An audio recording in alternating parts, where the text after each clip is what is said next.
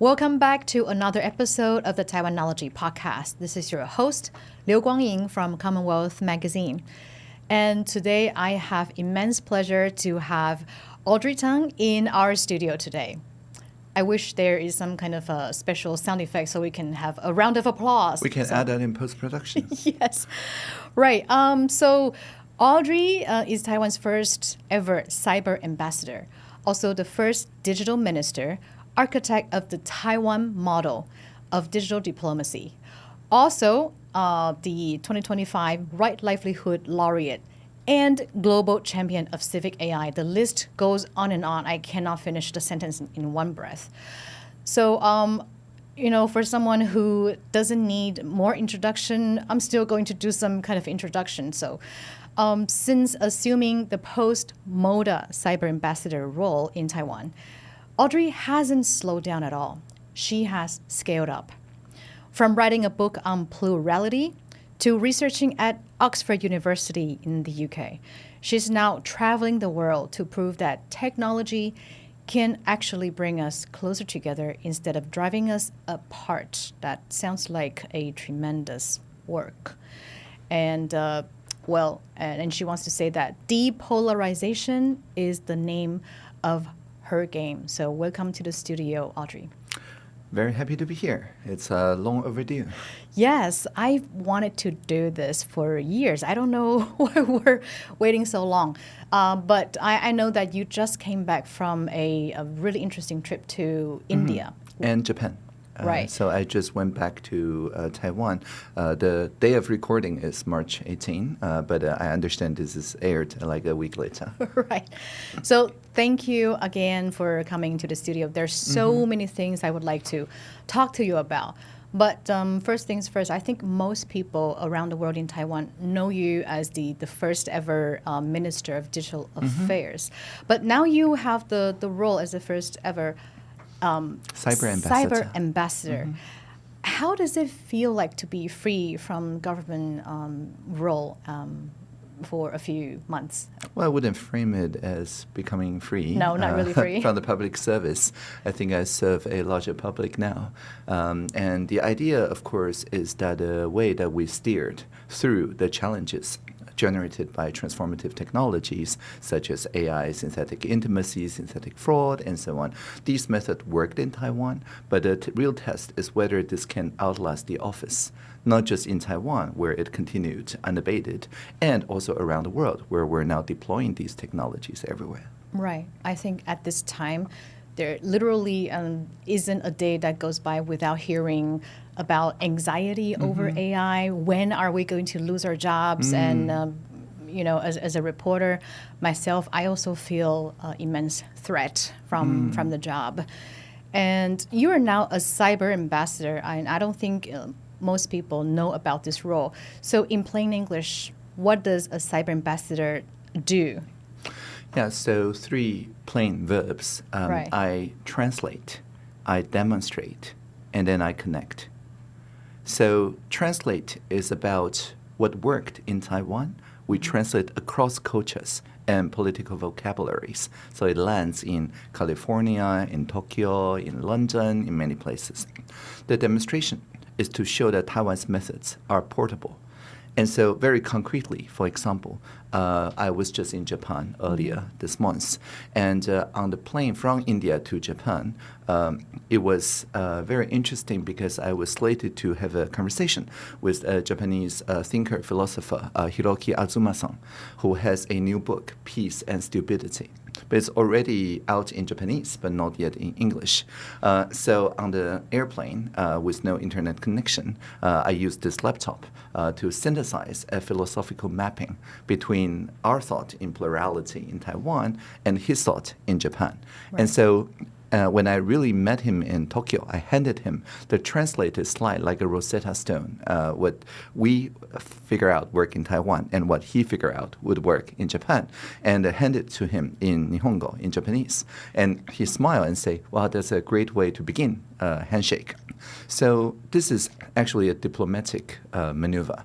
It is a way to establish not just common vocabulary, but also to use AI to synthesize a working uncommon ground the surprising middle ground between two cultures. And so once the conversation started, of course, we don't need a local model anymore. We don't need an AI model anymore. But that's what the cyber ambassador does, to build a cultural bridge before conversations begin. Right. I really like what you said about translating, and because the Taiwan model is something that we have talked about and we have been hearing for, I think, nearly 10 years. No, maybe not so long. A decade Now already, Taiwan model. So, and you talked about California. Can you say a little bit more about that? Because I know that there's also some kind of initiative that's modeled after the Taiwan model. So if you go to engaged.ca.gov, that is a California government initiative to build what in Taiwan people would instantly recognize as the join platform.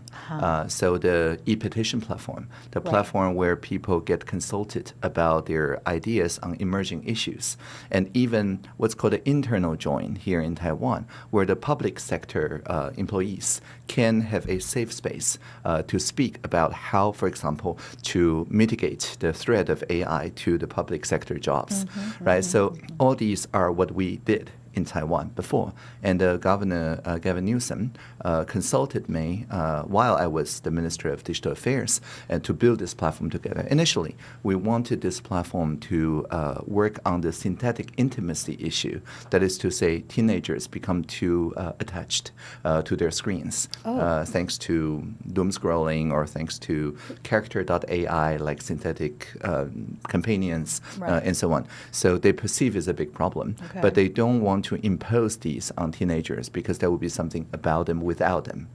Right, so they plan to use the Taiwan model to consult the teenagers and their parents. But on the week of launch, we did not get to launch because the wildfire happened in Los Angeles.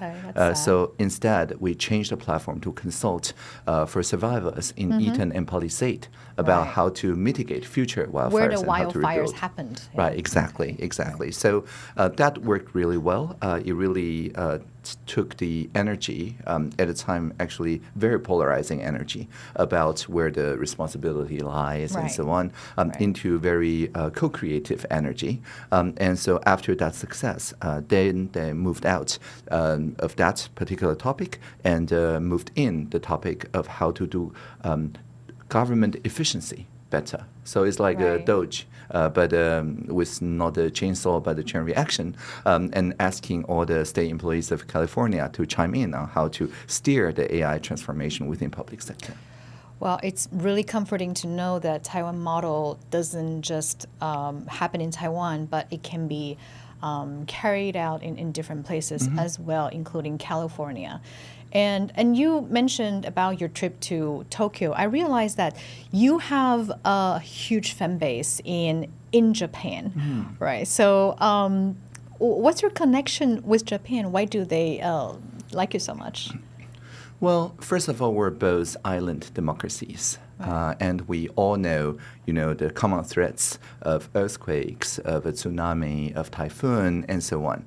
And so we both know how to turn this kind of pressure, this constant threat, into civic energy. So the physical experience of tectonic pressure and the civic experience of information pressure, these are not unrelated. I call this geothermal democracy. So when a plate bump against plate, Yushan, the top of Taiwan, grows by half a centimeter because of those earthquakes. So this reminds us that the opposition forces in politics, in ideologies, and so on, are not the volcanoes to evacuate from, but rather they are the forces that pushes Taiwan ever upward and skyward. Right. I really like the idea of geothermal democracies. Myself an energy reporter, but that's an unrelated issue. But there's one phenomenon, a new, I would say, prodigy in Japanese politics I would like to talk about.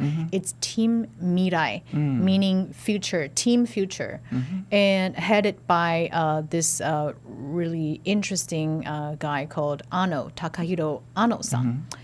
And I read somewhere that he was inspired to get into politics because of you, actually. What's your connection with Anno-san? So in May 2024, I started this global trip with a newly published book, Plurality, at plurality.net. It's in the public domain. And many people read that book and wrote to me. And one of them is Takahiro Anno. So he was, and still is, a science fiction writer. So at the time, he had nothing to do with politics. No, not at all. Right. So he's like, oh, I read your book, Plurality. It sounds really interesting, very sci-fi. And I would like to put it in practice. I want to use what's called broad listening, which is what we describe in the book, as a way to do broadcasting in reverse. Instead of one person speaking to millions of people, just let one person listen to millions of people and reflect back the commonalities and difference and ideas that is crowdsourced. And so he has some programming capability. He's also a AI researcher. So he coded up such a system and say, what do you think about my prospect of running for the Tokyo governor using this system, being a virtually unknown person at 33 years old at the time. And he did. And I'm like, go for it. Yeah, so the story, the rest is history, but Anno-san did run for Tokyo governor. He didn't win, but he made a name for himself. And then he established the party, the political party. It's called Team Mirai. And I think in the Japanese parliament, they won in total 12 seats. I think that's really something very difficult for a young political party in Japan to have achieved. And I'm really also looking forward to speaking with him. And another project that you have been working on, and that's also very relevant to what we're the phenomenon of OpenClaw that we're seeing right now. So I'm going to the realm of AI anxiety right now. Okay, because I read that you have been spending some time at Oxford University as an accelerator fellow. You talk a lot about the Taiwan model of Civic AI and six-pack of care framework.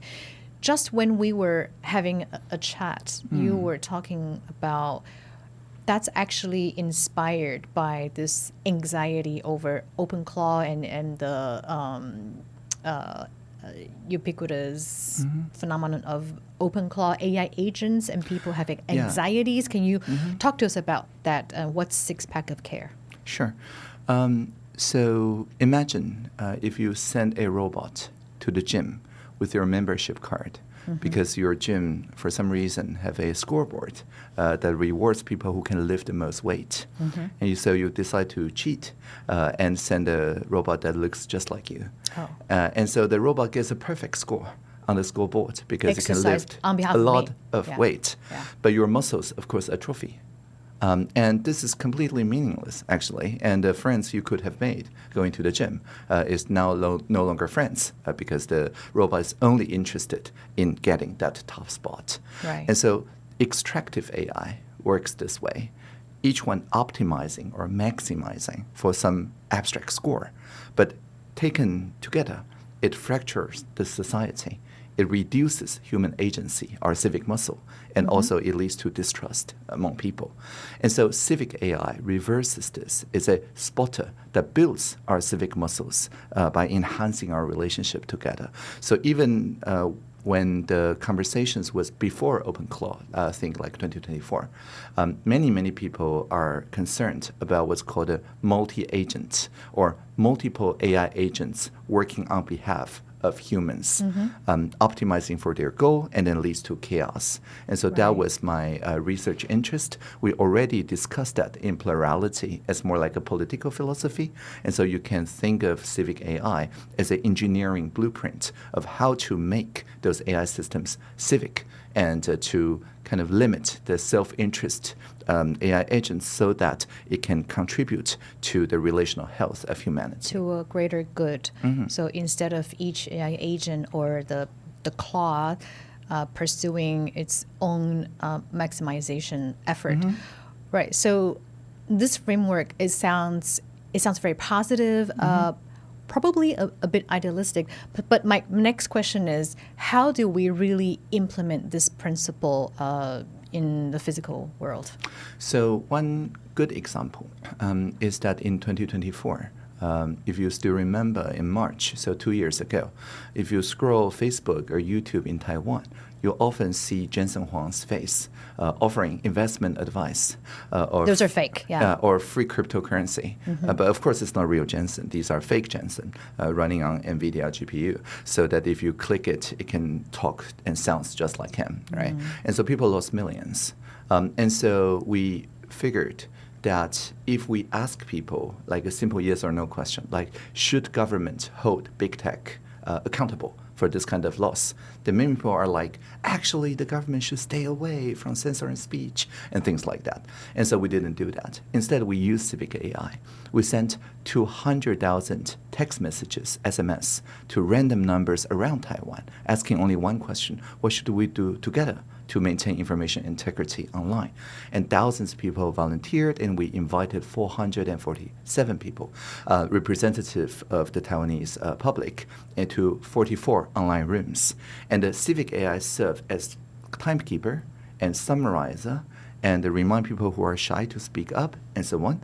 And so each table, we would tell them, if your idea can convince that table, that idea propagates up. But if you hold a radical extreme idea that your room doesn't like, then it doesn't make out of the room. There's no consensus. Right. So instead of the social media, which encourage divisiveness and outrage, this kind of Civic AI arranges so that only the overlapping ideas go viral. Right. And so, for example, one room said, let's label all advertisement as probably scam. It's like a cigarette warning until Jensen Huang or somebody digitally sign it. Then we take that label away. That's a good idea. Another said, for an unsigned ad, if somebody lost $7 million to it, let's hold a platform accountable because I didn't subscribe to that advertisement. It's pushed to me. So unsolicited ad that results in loss. The platform should have joint liability. So that's a very good idea. Another at the time, TikTok, did not have the Taiwan representative office. And so because of that, even if we hold them liable, they can just refuse to pay. And another room said, okay, let's make sure every day they ignore us. We can slow down connection by 1% to their videos. Great idea. Yes. So we made all of that into law.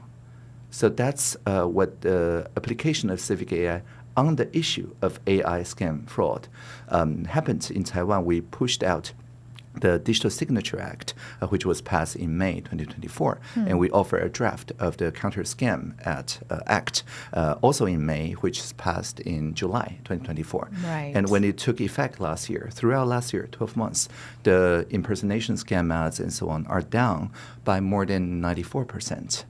That's true. Yeah, that's something I noticed as well. Right. So the Civic AI is a very concrete thing. So once we use AI not to optimize for engagement through enragement, and instead to do broad listening and get those overlapping ideas, it can then draw a red line around those malicious use of AI. Right. So I think it sounds like the idea of Civic AI is to have a large number of citizens participate in discussions on how to regulate or let's say optimize the use and the power of AI algorithms. And I really hope more people can take part in this process, in these discussions, right? And then there was another thing that you mentioned in your Oxford work. So you mentioned a local kami, which is like a local spirit in your six-pack of care framework. What is a local kami, and how is it related to AI regulation or Civic AI? So Civic AI has 6 pillars. The first 5 pillars are from the philosopher John Tronto, very easily understood as the care loop. So the first pack called attentiveness, like AI should listen to the people closest to the problem, not just the powerful people, which we just talked about in the sending random SMS. The second is called responsibility. So a caring machine would be attentive, actually listening to people closest to the problem, to make credible commitments, responsibility, to make sure that the people can check the process transparently. That's called competence. And then making sure that people check the results using metrics that people themselves help design, called responsiveness. And finally, it must produce win-win outcomes. So it's not locking anyone in to its ecosystem, but you can readily switch between the different vendors. So these are the first 5. But the 6th one, which you refer to as a local kami, is called a symbiosis, means is it running as local as possible instead of a one-size-fits-all overlord? So the same summarizing AI, the same AI that makes people's shy opinions and amplify the overlap, not the outrage, can be run in the cloud, of course, but it can also be run on this laptop. And if it's running on the laptop, it has the great benefit of, well, less surveillance and monitoring, of course, but also much easier to correct. If local people, for example, of Tainan City, of Taipei City, feel that this summarizer isn't quite working the way they want, they can easily tell it to work a different way and then steer this AI model locally instead of waiting for the next Silicon Valley update. Okay. So this is like a more localized AI. Is it close to what a lot of people are saying, edge AI? In a sense, so edge AI means that when it's deployed closest to the people. Right. But Civic AI also needs to be correctable by the people they affect. Adjustable. Right. So if it's a surveillance CCTV, it's in the edge. That's true. But if there's no way for people to correct once they suffer some harm from that monitoring, then it's still not a kami, not a Civic AI. Right. So yeah, I think the difference maybe lies in one of them is top down and the other one is bottom up. So it sounds that's my takeaway, right? And I would like to talk about your book and your work at Oxford as well. There's one if there's one thing you want people to take away from your book, plurality, what would be the one thing? So plurality is the claim that conflict is not a bug in our democratic life, but conflict is a source, is an energy. So the task is to build a kind of geothermal engine that can turn this heat of conflict into the energy for co-creation, but not to evacuate from it like some volcanic eruption. So you're saying that conflict is not something we should avoid, but we should maybe tap into it. We should cultivate. We should harness the power of conflict. So that's plurality as opposed to singularity, right? Which is the ultimate top-down. Right. So we should have everyone's voice heard in the system before we can really deploy AI.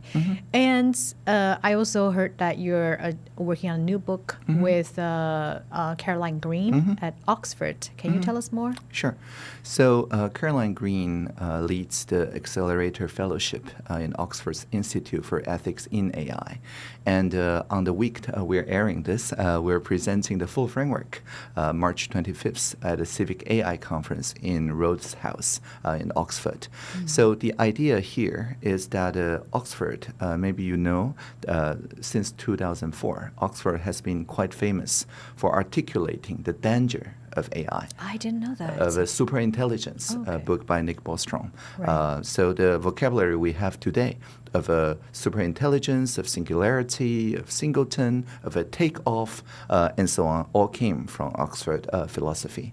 But then the challenge is, now that we know the danger of machines replacing human jobs, human meaning, and so on, what to do? That is the logical follow-up to the previous work, and that's what we're working on. That's actually my next question. Right. If we can harness all these AI agents and OpenClaw, I just had a coffee with an engineer who says he hasn't been writing codes for 4 months because he has an army of AI agents doing that for him. And meanwhile, so he could just tell his claws to, work on this program and design something while he goes off swimming or running.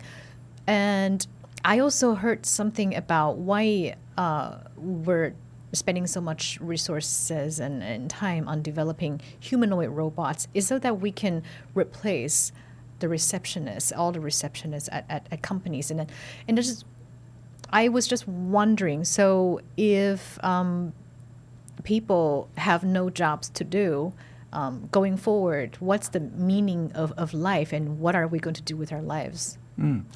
Yeah, we had a long discussion about this very topic in 2016 in Taiwan while we were preparing for what's then called the new curriculum, which is now, of course, the 2019 12-year basic curriculum. Education for yes, schools. Exactly. Okay. If you remember 10 years ago, 2016, around this time, that was when AlphaGo played against Lee Sedol and made the move 37 that surprised everybody. And Go, of course, is a game with very clear rules and a very objective score. And it turns out that the best human player cannot beat machines at this game. And so it was then very clear to all of us as educators that if a 7-year-old child enters school to learn about how to follow some rules, ace some standardized tests, get the best score, by the time they're 18, a machine is going to do that better.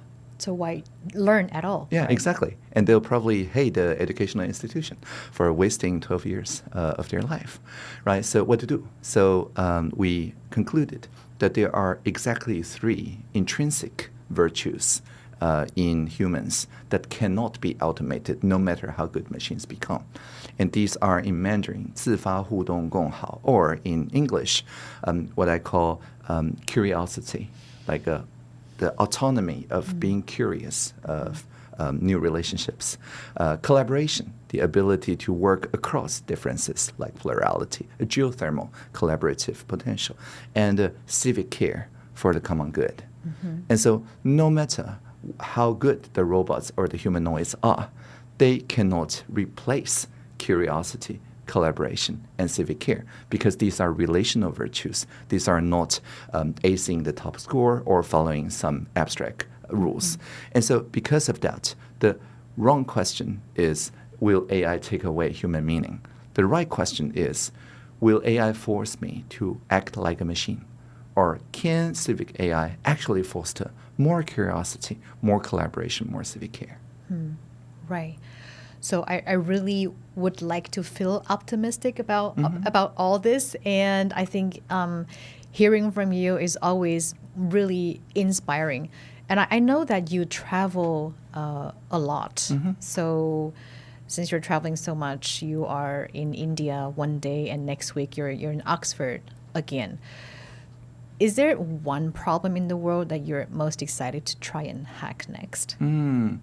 Yeah, so I think the synthetic intimacy that people feel toward their screens, I think that is root for many of the chaos and polarization and outrage Like phone in addiction. the world. Like phone addiction or touchscreen addiction in general, right? And what we have observed is that depolarization starts when we start to value this real human-to-human connections more than the virtual connections to pixels, to screens. So I have a small hack that I use. I turn all my screens grayscale. So whether it's this laptop or my phone, I use color filter as an accessibility function to remove most of the colors, keeping only like 20%. And what it does is that it makes sure that you look more vivid than the screen. Real person looks better. Exactly. Yeah. Okay. And then I sleep much better. So the idea is not to say abstractly, scroll less, sleep more, but rather start practicing this kind of life hacks so that we can return our attention to reality. Make your phones less appealing, folks. Yeah, I just did that, actually. Audrey is very convincing. Right. So is there any final words, final message you would like to share with our crowd? Certainly. So I think today, if people become enraged online that is a direct artifact of the parasitic AI, the recommendation engine that figure out our differences and amplify those differences. Algorithms, right? The algorithms of the feed. And turning the screens grayscale is a great first step. But another great thing to do is to seek the kind of platforms that rewards overlap, not outrage. For example, I work with the X team, previously Twitter, to work on what's called collaborative notes. So whenever some post appear and it's controversial, it may become viral, but contains a lot of rumors and so on. Now Grok and other AI agents can start drafting a bridging note to make sure that the people from different ideologies can both agree on that missing context. So instead of each controversial tweet or post becoming a division among people, like schismogenesis, generating schism, it become a healing or a bridging presence. So it can very quickly bring people together. So I would encourage you, if you do use X.com, to join the jury at Collaborative Notes. So anyone can join? Yes, exactly. That's like a alignment assembly of Civic AI running continuously. See. Right. Can you join Truth Social as well? Maybe talk Yeah, to them? I'm on Truth Social as well. And actually in Utah, I work with the Project Liberty Institute, and the law passed that says starting this July, if people want to migrate from X.com to Truth Social or Blue Sky, both are open source, the old network have to keep forwarding the new followers, new replies, new reactions to the new network. So it's just like when you switch from one telecom to the other, you get to keep your number portability. So it means that the platforms now, at least in Utah, have to compete to serve people better, race to the top, not to the bottom of the brainstem. Right. So, okay, truly the final question, and it has to do with Taiwan and with the role you're playing. What do you think it means that someone from Taiwan is like on the forefront of AI philosophy and also civic AI? I think it means a lot for Taiwan as a whole, actually. Certainly. So Taiwan has been prototyping these kind of civic AI for more than a decade now. It's quite meaningful that we're recording this on March 18, where in 2014, the same day, the Sunflower Movement demonstrated to 500,000 people on the street and many more online during the 3 weeks of Occupy. Plurality, right? That plurality works, that you can take 500,000 people who have strong feelings, let's call it that, around this cross-strait service and trade agreement and turn into a very coherent set of demands that eventually Speaker Wang Jinping at the time simply said, okay, the people's ideas are better. Let's adopt it. So Taiwan was the first to prototype at scale broad listening and civic AI, and now we're cross-pollinating it around the world to free the future together. Right. Thank you for ending on such a positive note. And it's truly been a pleasure to have Audrey in the studio. So on our website, the CommonWealth English website, we are also going to feature an article on Audrey's thoughts, which includes civic AI and the local economy. So thank you again, Audrey, for coming to the studio. So we'll be back with a new episode on April 28th, hopefully. Thank you all for listening to Taiwanology, and those of you who are watching on YouTube as well. And check out all the featured articles on CommonWealth English website. So see you next time, and thank you, Audrey, for your time. See you. Scroll less, sleep more.